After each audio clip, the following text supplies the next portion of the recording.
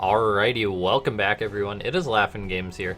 Today we're back with another Starcraft 2 1 vs 1 replay cast. Today we've got ourselves a Zerg versus Protoss on the map Frost. So, this is a 4-player spawn map, and spawning down in the bottom left-hand side of the map, it is the blue Zerg playing for Team Nocturnal Gamers. It is Jig.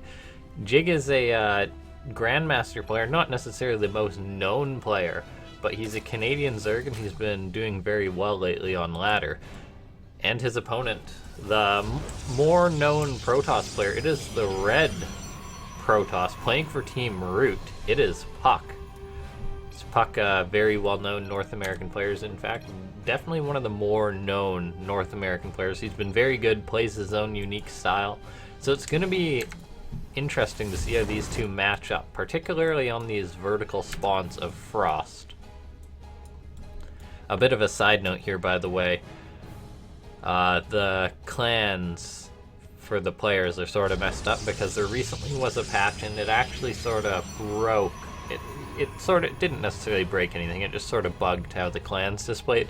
So there's not all this sort of gibberish in the clans that would normally be root puCK, but it's not displaying right now. But, you know, Starcraft still works, so that's all we need to do a cast here. So, for the openings from these players, we've got a standard hatch first coming out of Jig, pool, then gas. So, very standard opening. But, coming out of puCK here, he went for an early probe scout, and he actually went for a Nexus first. So, this is the definition of greedy coming out of puCK. Nexus first, later gateway, followed up by a double gas. So, puCK is wanting to get an economic advantage in this game. Now, he knows he needs to be safe. He's throwing up an extra gateway, completing that wall here. Now, puCK got lucky with his probe scout. He could have sent it right, he could have sent it cross, but he sent it to the bottom left, so he found what Jig was doing very quickly, and he knew it was safe to go for a Nexus first. Jig, on the other hand, only just scouting this Nexus first for puCK, and he's going to be saying, oh no, this is a bit too early for me to completely punish it. puCK's going to get away with this Nexus first. So this Overlord's really seen all there is to see, as puCK's tech is a little bit later since he did go for that Nexus before his gateway. Jig getting that Zergling speed. Basically all Zergs do it versus Protoss. Very handy doo-doo for run-bys and things like that. Now, we're going to see whether Jig commits to something off of 2 bases, possibly some sort of all-in. Not necessarily likely in the current Protoss versus Zerg, but it's always a chance. Most likely we will see a 3rd base, but oh, this is interesting. Look at this. Jig saying, okay, puCK, your tech is going to be late, so you're not going to have a super fast robo, so there's a good chance you might not have detection here. So Jig's actually turning on the aggression here. He's getting out a Roach Warren, and he's researching Burrow. This is actually so cool here. Something that we don't see a lot out of Zerg players.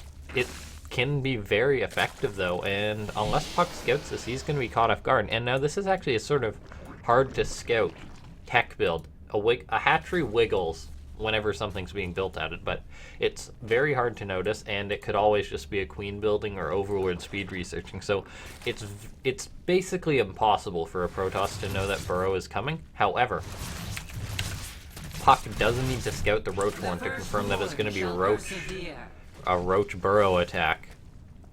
Possibly quite an early one. Yeah, Roaches are already on the way.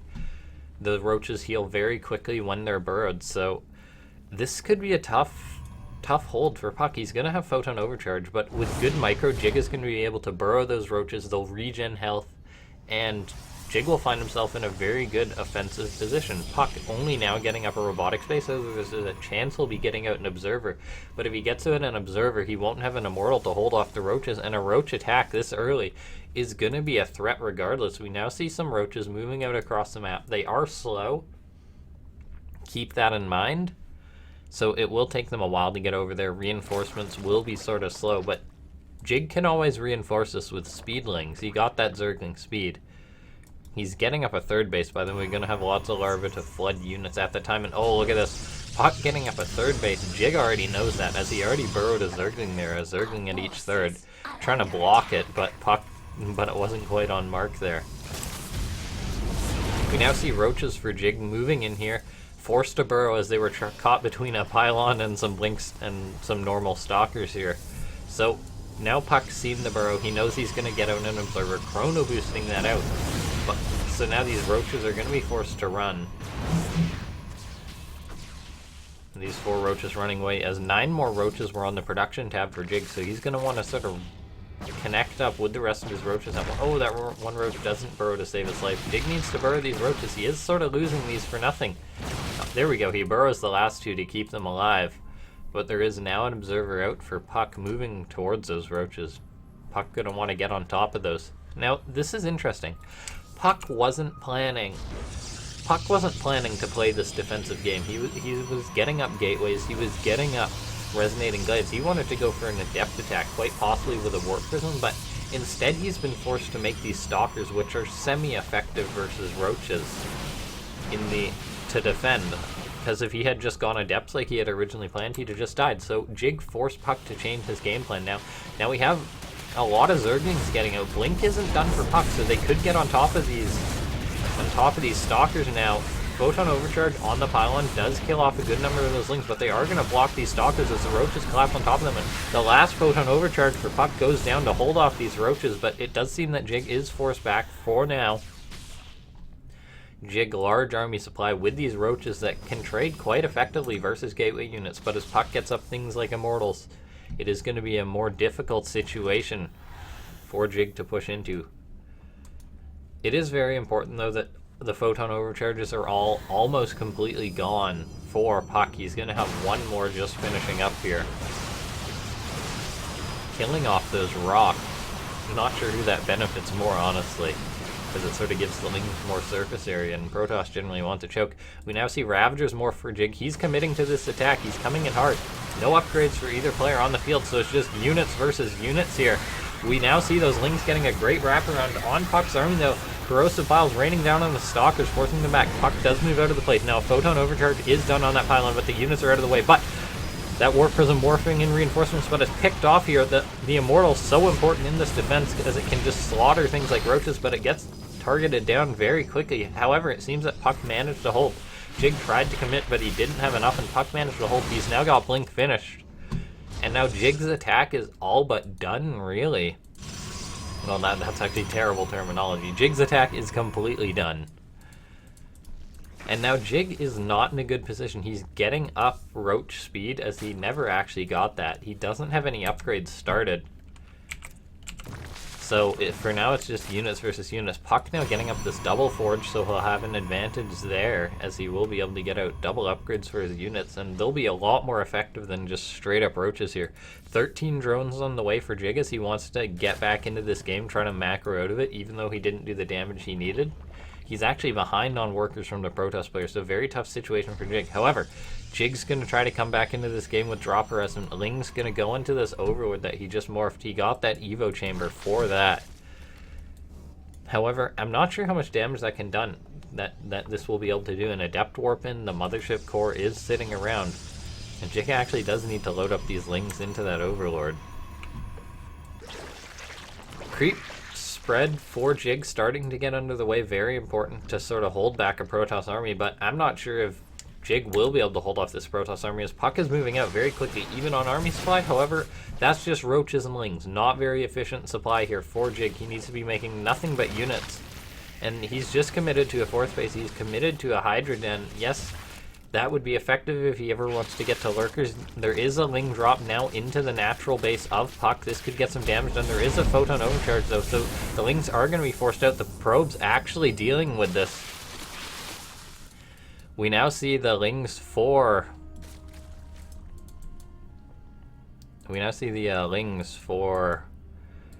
Jig killing off those rocks there. I should have put myself on a busy before I started to cast here. 2 Lings survive in this Overlord, just going to sort of chill there. Be unloaded, be a pain. There's actually not another Photon Overcharge, so puCK has to morph in 3 Adepts to deal with 2 Lings. And now we see Jig trying to sort of hold back puCK, as he knows he can't really take a straight-on fight. The more Ravagers he morphs, the better his army will be in this situation. But this 4th base is under pressure now by puCK. puCK's going to start to be able to focus this down, just sort of chip away at the hatchery here. and that can force Jig's hand. Jig doesn't have a lot of fodder in this army by all means. He does have a few lings, but he's actually gone to counterattack with the majority of his other lings, so Holt. But this is actually, oh, he actually gets that Warp Prism, very important. I mean, the bases are so close for these two players, but a Warp Prism is still very important to reinforce during fights to sort of lift units and things. So Jig is trying very hard to get back into this game. We now see army supply. Jig is up. It is Roach Ravager supply, so it's not the most cost-efficient army, but he's up on supply. That's what matters right now. He's now getting +1 Carapace. Both puCK actually got +1 shields, so that's very interesting here. He's now getting +2 attack, so there is sort of an upgrade advantage for puCK, but it's not the most significant right now. We see Jig invested into Hydras to bring his army back into this. He's ideally going to want to get Lurkers at some point, but for now he seems just to be content with this old school Roach Ravager, well, Roach Hydra style with Ravagers in it. And now Jig's actually going in for quite a strong attack here. He's now up 20 army supply. He's going to focus down this Nexus. The Mothership Core, no energy for Photon Overcharges. It manages to throw down 1 there. But that's nothing, and now puCK is behind on bases. puCK hasn't gotten up a 4th base. A Ling run by for Jig getting into the main base. This is actually huge. puCK is looking to tech to Disruptors, likely knowing his style, but Jig is going to see this. He might even be able to kill off the Robotics base. Oh, these Lings are burrowing at the back of the base, sort of derping out there, I guess. Well, we now see Jig moves in again, cancels the 3rd base for puCK, and puCK's great position is sort of now gone. He's lost so much supply. He's so supply blocked. He's doing really the only thing he can right now, which is go for a counterattack, but he knows that won't work, so he's pulling back. puCK does have the superior army composition right now. There's actually, most importantly, is there Storm? There's no Storm, so he got that Templar Archives, but no Storm. Ooh, that Robotics base unpowered, but I believe he can still make Disruptors with that. Not that he's so supply blocked, though. puCK deciding to expand to the right, safer location. It sort of forced these players to attack because of how close their bases were. Roach burrowed at that, I guess would be the 4th base now for puCK if he chose to expand there, but that's not an option. 4 Immortals in this army are going to be massive. The Adepts can get on top of the Hydras in the back. This is very important. Jig sort of coming in from 2 angles here. Not the best engagement there. A few units get shaved off for nothing. Jig, though, is trying to make this attack work. He's up on supply. They're more or less equal on workers to the degree which it's not a huge significance, but puCK is down on income as he doesn't have a 3rd base. He's really down on 2 bases. The main base is almost mined out, and now this fight is coming down, and puCK is in such a tough position. He has these Adepts, which are not effective versus Roaches. They're effective versus Hydras, but the Hydras are protected here. However, the Roach sort of lair for Jig is being picked off, so these Hydras are now exposed. They're getting picked off. The Adepts are starting to deal good damage to them, but Corrosive Vials from these Ravagers are still very effective. One of the Immortals goes down. There's only 2 left, and Archon is going to be picked off as well. puCK trying to hold on, but he's down on army supply. Oh, this Disruptor going to try to get a Playmaker, but really only gets 2 units there. Well, 2 units killed is very important, but Jig is reinforcing here. He's just rallying Roaches across the map. 1 Disruptor, 1 Immortal left is really all the tech units that puCK has, and that's not going to be enough. puCK needs to pick off any units he can here. But puCK is in a very tough situation. He's not on a good economy. He can hardly reinforce his army. This 1 Disruptor needs to get a great connection, and it does. It manages to pick off, oh, that was 8 Roaches. They're very effective, but now the Immortal's going to go down. The Disruptor's going to go down. Another Disruptor is out, which is what puCK needs, and he's actually going to get a great connection. Jig not paying attention to his army. Another huge Disruptor hit. That is how Jig is going to get, well, how puCK is going to get back into this game. puCK, these Blink Stalkers picking off this handful of Roaches here. The 3rd base needs to stay up, but now we see a Roach counterattack.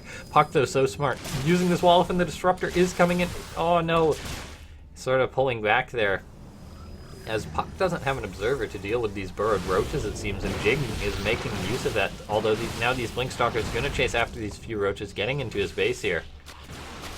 This 1 Disruptor also just sitting there. We see Jig trying to attack puCK's base. It's just small skirmishes here and there, and they actually seem to be going in the favor of puCK. This is what he needs if he's going to stay ahead in this game. 1 Stalker sitting on top of these 3 Roaches. Oh, that's a surprise for you.